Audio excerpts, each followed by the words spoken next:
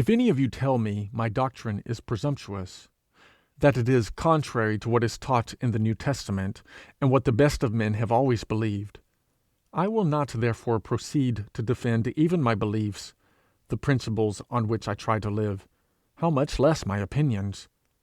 I appeal to you instead, whether or not I have spoken the truth concerning our paramount obligation to do the word of Christ. If you answer that I have not, I have nothing more to say. There is no other ground on which we can meet. But if you allow that it is a prime, even if you do not allow it the prime duty, then what I insist upon is that you should do it, so and not otherwise recommending the knowledge of him. I do not attempt to change your opinions. If they are wrong, the obedience alone on which I insist can enable you to set them right. I only pray you to obey, and assert that thus only can you fit yourselves for understanding the mind of Christ. I say none but he who does right can think right. You cannot know Christ to be right until you do as he does, as he tells you to do. Neither can you set him forth until you know him as he means himself to be known, that is, as he is. If you are serving and trusting in mammon, how can you know the living God, who, the source of life, is alone to be trusted in? If you do not admit that it is the duty of a man to do the word of Christ, or if, admitting the duty, you yet do not care to perform it, why should I care to convince you that my doctrine is right? What is it to any true man what you think of his doctrine? What does it matter what you think of any doctrine? If I could convince your judgment, your hearts remaining as they are, I should but add to your condemnation. The true heart must see at once that, however wrong I may or may not be in other things, at least I am right in this, that Jesus must be obeyed, and at once obeyed, in the things he did say. It will not long imagine to obey him in things he did not say. If a man do what is unpleasing to Christ, believing it his will, he shall yet gain thereby, for it gives the Lord a hold of him, which he will use. But before he can reach liberty, he must be delivered from that falsehood. For him who does not choose to see that Christ must be obeyed, he must be left to the teaching of the Father, who brings all that hear and learn of him to Christ, that they may learn what he is who has taught them and brought them. He will leave no man to his own way, however much he may prefer it. The Lord did not die to provide a man with the wretched heaven he may invent for himself, or accept invented for him by others. He died to give him life, and bring him to the heaven of the Father's peace. The children must share in the essential bliss of the Father and the Son. This is and has been the Father's work from the beginning, to bring us into the home of his heart, where he shares the glories of life with the living one, in whom was born life to light men back to the original life. This is our destiny, and however a man may refuse, he will find it hard to fight with God, useless to kick against the goads of his love. For the Father is goading him, or will goad him if needful, into life by unrest and trouble. Hellfire will have its turn if less will not do.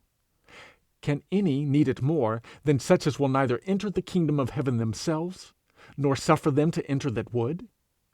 The old race of the Pharisees is by no means extinct. They were St. Paul's great trouble, and are yet to be found in every religious community under the sun.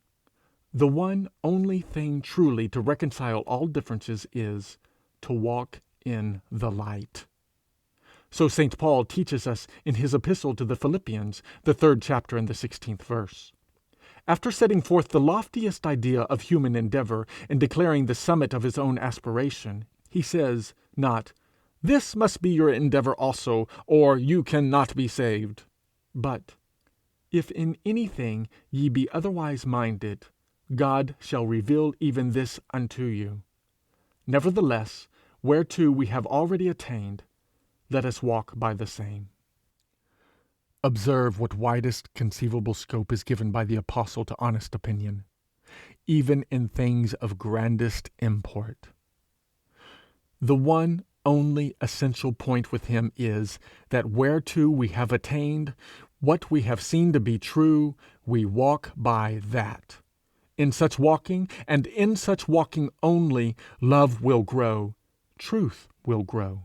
The soul, then first in its genuine element and true relation towards God, will see into reality that was before but a blank to it.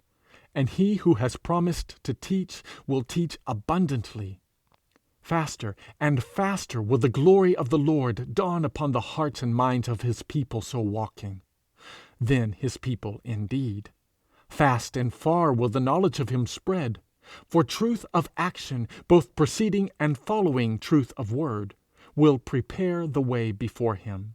The man, walking in that whereto he has attained, will be able to think aright. The man who does not think right is unable because he has not been walking right. Only when he begins to do the thing he knows, does he begin to be able to think aright. Then God comes to him in a new and higher way, and works along with the spirit he has created. The soul, without its heaven above its head, without its life breath around it, without its love treasure in its heart, without its origin one with it and bound up in it, without its true self and originating life, cannot think to any real purpose, nor ever would to all eternity. When man joins with God, then is all impotence and discord cast out. Until then, there can be but jar. God is in contest with the gates of hell that open in the man, and can but hold his own. When the man joins him, then is Satan foiled. For then first nature receives her necessity. No such necessity has she as this law of all laws, that God and man are one. Until they begin to be one in the reality as in the divine idea, in the flower as in the root, in the finishing as in the issuing creation, nothing can go right with the man, and God can have no rest from his labor in him.